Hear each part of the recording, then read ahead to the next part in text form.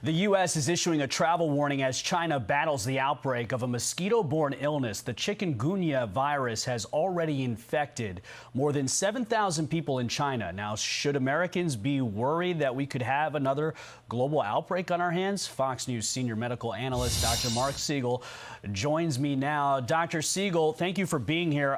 Just basic research on this virus. I was surprised to learn, one, we've already seen this on the Western Hemisphere before, and two, I think I've been told it's not that fatal. Break it down for us, doctor. Well, first of all, Brian, there's 240,000 cases already this year. The vast majority of them, 180,000, are in Brazil, coming out of the rainforest, coming out of the Amazon. And they infect this mosquito, and the mosquito is the rate-limiting step here. It's the reason we're not going to see a global pandemic, because you're not going to get it human to human. You got to get it from this mosquito. On the other hand, this mosquito is hardy, and this mosquito breeds very easily on very little bits of water, and the eggs spread on luggage and things like that. So you can spread it via travelers that are sick or via mosquitoes. Now, keep in mind, I just said 180,000 cases from Brazil. We're not seeing a huge outbreak traced to Brazil. What's concerning about China is that it hasn't seen it before. We've seen cases in Southeast Asia, but this is really the first big outbreak we're seeing in China. And as you know, there's a lot of travel from China to the United States. So there's a lot of opportunity to start to see this emerging in Florida, in the Southeast, and in the Southwest, where these mosquitoes are here already, but it is not going to be another COVID-type situation. And the virus itself is not all that fatal, correct? Is that my understanding?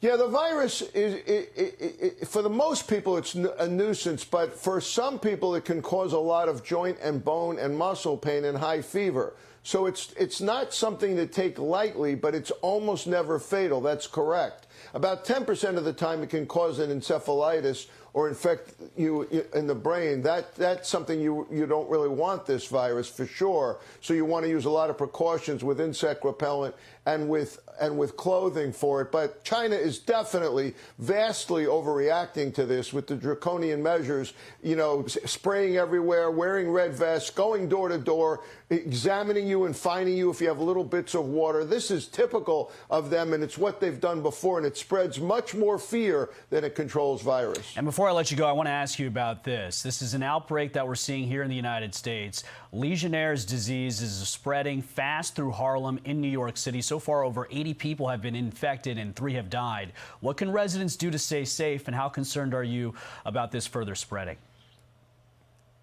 See, Brian, here again, this one doesn't go human to human. So what I need people to know is this has been traced to 11 cooling units in buildings up in Harlem, and I think it's peaked already. It's over 80 cases.